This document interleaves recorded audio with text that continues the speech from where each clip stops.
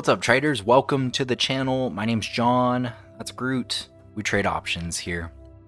So, expiration's coming up soon. We got quite a few positions to look at. Basically, I want to open up some positions. I want to collect anywhere from maybe $500 to $1,000 in income over the next couple days. So, let's jump in. I'll show you the process. All right, my bros. So, we are in the portfolio and just want to kind of showcase maybe some options to look at here. To keep it simple, there's really maybe one main strategy to focus on for now. Perhaps a second one being like the wheel, like step one of that, which I might get into if the premium looks quality and good enough for what I want to do. So how about this? I'm going to first talk about the covered call. Essentially, a covered call is saying like, hey, you have 100 shares of a stock. Doesn't really matter what the stock is, and you want to sell. Let's go to options. Whoops. And you want to sell a call against those 100 shares that you have. So as an example, I'm in AMD right now. I have 100 shares of AMD, and what I'm going to do is go to sell. I'm under call, and if I go higher here, let's say I go. I don't want to do the February 12th expiration unless I'm really like bearish in the next 2 days. But to give you an idea, February 12th, that's 2 days from now. What this is saying is I could sell a call here at $93, and it will, let me just say one, and I'm short call. The price I want to pay is $1.03. Basically, I will get a credit of premium for $1.03. And it is saying you're agreeing to sell 100 shares of AMD, on or before February 12th. If I'm not asked, like if we're not above that price or someone doesn't exercise the option, I get to keep this collateral and the full $103 of credit at expiration. So basically what it means is I will keep my 100 shares collateral and I'll pocket this, but I'm taking quite a risk, right? Like it's $92.54. I'm only 50 cents away from approaching this strike, and really that means there's a higher chance of exercising, of the fact that maybe we blow past this and it definitely gets exercised. So that's something to keep in mind as you're trading.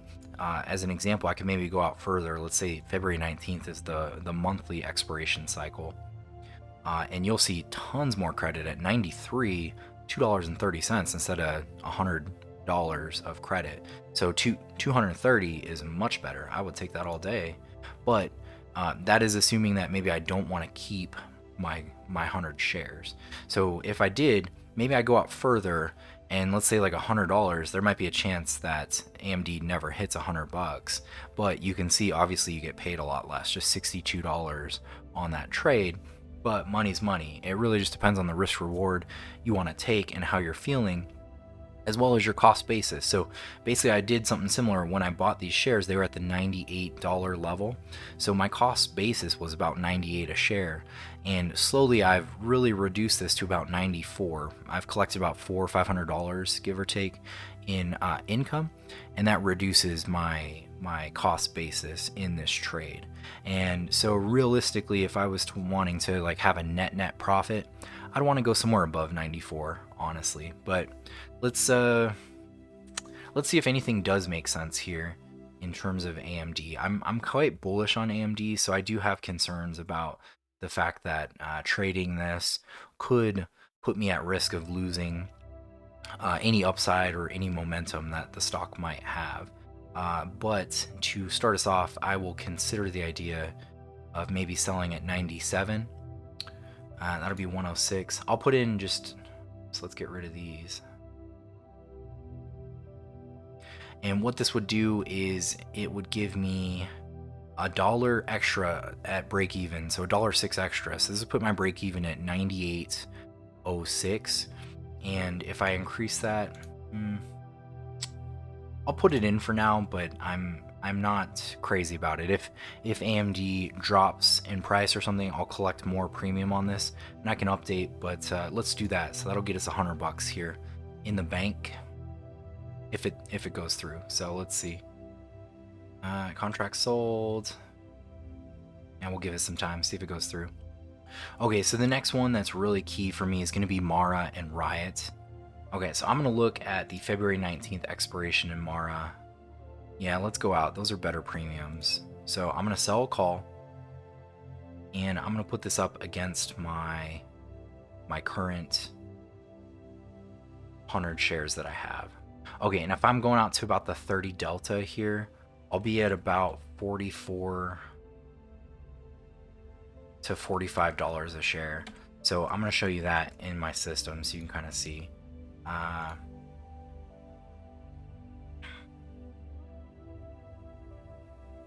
Okay, so as I'm peeking at MARA here,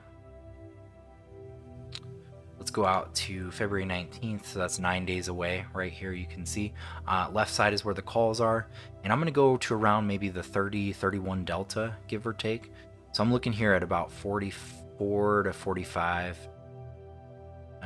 maybe 46 strike there. And that's probably where I want to go. That's going to give me a good amount of theta decay, as well as a good reasonable probability of success. So say at like 44, if I sell, 44, if I sell that, you're looking at a probability of profit at about 83%. I'm looking at collecting about 21 or more per day. Keep in mind, theta decay accelerates. So although it's saying this would decay at a rate of about $22, $21, the next day, say Friday, this might accelerate to like 25 or 30. So really in about 2 or 3 days, I can already collect 50, maybe 60 to $100 on a trade like that. Just in that time, if we stay below $44 a share on MARA, which might be possible, maybe not. But the upside again is, what if it doesn't work out? What if MARA just shoots to the moon? Well, then I sell it, or basically I lose my 100 shares at the $44 strike. So there's nothing really too bad. I cap my upside if this thing goes to like $100, but that is where I'm probably going to play some other items here. I'm going to leave 100 shares open so that I can capture that if I need to, and we'll go from there. So, but I like about the 45, yeah, $45 strike. It'll get me about $200 in premium collected, and I'm gonna jump into Robinhood. Let's make that happen. So I'm gonna come over here, $45 strike. Let's short that call. Boom, boom, boom. I'm gonna see the same thing. It's gonna tell me that I'm putting up some collateral, and I'm gonna do this at $2 just because I'm picky. So boom. So $200 credit. Good for the day. I'm putting up my 100 shares of collateral at $45. So I'm saying we are not going to exceed this before next week's expiration cycle. If I'm not asked to sell MARA by then, I'll keep the collateral, which is my 100 shares, and pocket the full $200 worth of premium. So what's nice here is I've got a lot of optionality. In essence, let me submit that. So I've got a lot of optionality in this trade. Basically, if this fills, fine, I put up some risk in a way, but I'm also at a really great point, because what will happen is that, oh, and it just filled. So let me go to it here. It should have filled. There we go. Yeah, MARA's in. My AMD didn't fill, which I'm probably okay with. Okay, so I did put up some risk for sure, at about $10 away from the current trading price. You'll see here, MARA's trading at 35.16. But what's going to happen now is that this will start to potentially decay very rapidly as long as Bitcoin doesn't shoot much higher. You know, I'm giving it a really short window, basically till next week. However, I've got some optionality. If, say, today and tomorrow work out and this option decays, 40, 50%, I might as well close it out and not expose myself to more risk. And I'll just pocket, $100 or so. So not too bad. I like that. That's a good look. Okay, we're back. Sorry, I had to do some lunch for the wifey. Don't want to make her mad. And let's recap. Looks like MARA trade is working out. We're sitting on a pretty good profit. And the nice thing is, if this maybe closes out sooner, we can sort of recycle that profit and move on to the next trade and keep that growing. If MARA decides to go against me and it goes higher, well, I'm going to be sitting good. I have 100 extra shares that I did not tether to a covered call, and I can just let that one ride. That'll be great. AMD, it looks like it did fill a few minutes after I'd left, and we're sitting on $8 of profit, baby. Let's go with this. But I'm actually going to be quick to close that out. I think maybe tomorrow or so.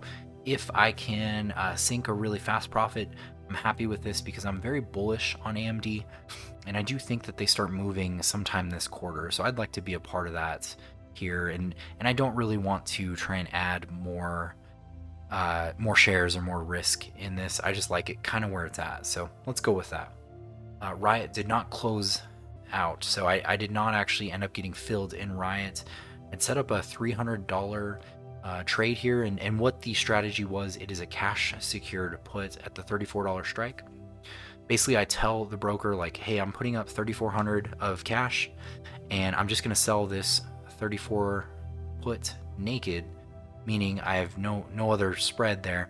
But what is actually keeping me secured is the cash, because if we go well below that level, the broker will just use my cash to buy 100 shares at the $34 strike. So I hope that was helpful. Definitely check out what Groot is saying and subscribe. We have lots of this type of content that comes out multiple times a week, and the goal is to get income on the weekly, monthly basis. Use that income to grow your wealth through multiple different strategies. So with that being said, I'll see you on the next one. Thanks for your time. Peace.